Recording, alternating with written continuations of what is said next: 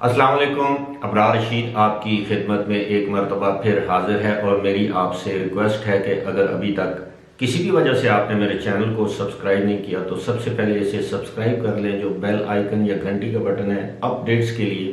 اس کو بھی ضرور پریس کر دیں۔ پاکستان سے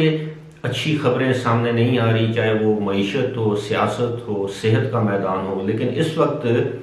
میں آپ کی خدمت میں عرض کروں گا کہ پاکستان میں جو کرونا وائرس کی جو صورتحال ہے وہ آئے روز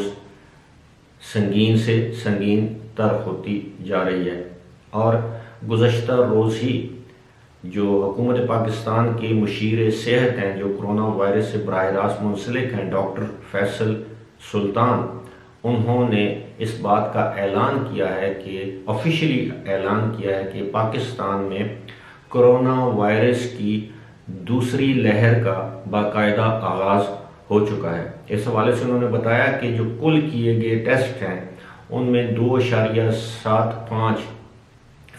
جو کیسز ہیں وہ پازیٹیو آ رہے ہیں، اور اسی طرح ساتھ ہی ساتھ اموات میں بھی اضافہ دیکھنے میں آ رہا ہے۔ گزشتہ روز بھی پاکستان میں 6 افراد کرونا وائرس کی وجہ سے جاں بحق ہوئے، جبکہ جو وائرس سے متاثرہ افراد کی تعداد تھی وہ 760 سے اوپر تھی۔ اسی طرح اب تک جو پاکستان میں کرونا وائرس کے جو پازیٹیو کیسز ہیں ان کی کل تعداد ہو گئی ہے 3,03,200 330,200 کیسز، کنفرمڈ کیسز۔ بہت سے لوگ صحت یاب بھی ہو رہے ہیں، لیکن میں آپ کو یہ بتاؤں کہ اس وقت پاکستان کے بعض نامور تعلیمی اداروں کو کرونا وائرس کے کیسز کی تصدیق کے بعد، یعنی ان تعلیمی اداروں میں کرونا وائرس کے کیسز کی تصدیق کے بعد بند کر دیا گیا ہے، جس میں اسلام آباد میں قائد اعظم یونیورسٹی ہے، اس میں کیسز جب سامنے آئے تو اس کو بند کر دیا گیا 2 ہفتے کے لیے۔ اسی طرح جس شہر میں میں موجود ہوں، ایبٹ آباد میں، ایبٹ آباد کے Army Burn Hall College for Boys کو 2 ہفتے کے لیے بند کر دیا گیا۔ وہاں کے ہاسٹل میں مقیم جو بچے ہیں ان کو ہاسٹل کے اندر ہی آئسولیٹ کر دیا گیا یا کوارنٹین کر دیا گیا۔ ٹیچرز کو 14 دن کے لیے اپنے گھر بیٹھنے کی ہدایات دے دی گئیں، اور آپ کے علم میں ہونا چاہیے کہ اس تعلیمی ادارے میں تقریباً 1200 سے 1500 کے قریب طلبہ پڑھتے ہیں، اور سینکڑوں کی تعداد میں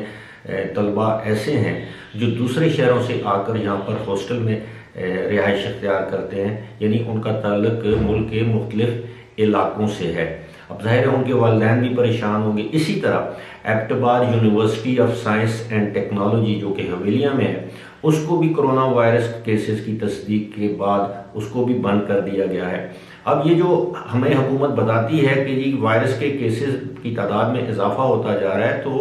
اس کی بڑی وجہ یہ ہے کہ جو اسکول اور تعلیمی ادارے ہیں وہاں پر جو کووڈ-19 کے جو پروٹیکٹیو میئرز ہیں یا جو پروٹوکولز ہیں جو گورنمنٹ نے اناؤنس کیے ہیں ان کو آبزرو نہیں کیا جاتا۔ یہی وجہ ہے بہت سے گورنمنٹ سکولز، مڈل، پرائمری اور ہائی سکولز بھی ہمارے صوبے میں، دیگر صوبوں میں بند کیے گئے ہیں، جب ان کی کلاسز میں بچوں میں کرونا وائرس کی تصدیق ہوئی یا کسی استاد میں یا ٹیچر میں کرونا وائرس کی تصدیق ہوئی۔ یہ معاملہ تو حکومت کو پہلے سوچنا چاہیے تھا۔ بہت سے لوگ اس وقت تعلیمی ادارے، کم از کم اس سال تعلیمی ادارے کھولنے کے حق میں نہیں تھے، لیکن حکومت نے نجی تعلیمی اداروں کے مالکان کے دباؤ میں آ کر یہ فیصلہ تو کر دیا۔ لیکن ایک چیز یہ بھی دیکھنے میں آئی ہے کہ جتنے نجی تعلیمی ادارے ہیں وہاں پر اس وقت کرونا وائرس کے کیسز سامنے نہیں آ رہے، کیونکہ وہ پروٹوکولز کو آبزرو کر رہے ہیں جو اچھے نامور نجی تعلیمی ادارے ہیں۔ لیکن دوسری جانب ہم نے دیکھا ہے کہ جو جتنے بھی سرکاری تعلیمی ادارے ہیں ان میں جو ہے وہ نظر آ رہا ہے کہ کسی نہ کسی جگہ کوئی لاپرواہی ہو رہی ہے، کسی نہ کسی جگہ جو حکومتی جو پروٹوکولز ہیں، جو میئرز ہیں، ان کی خلاف ورزی ہو رہی ہے، اور اس لاپرواہی اور خلاف ورزی کی صورتحال کے بعد اب یہ ایسی صورتحال پیدا ہو گئی ہے کہ اب لوگوں میں بڑی تعداد میں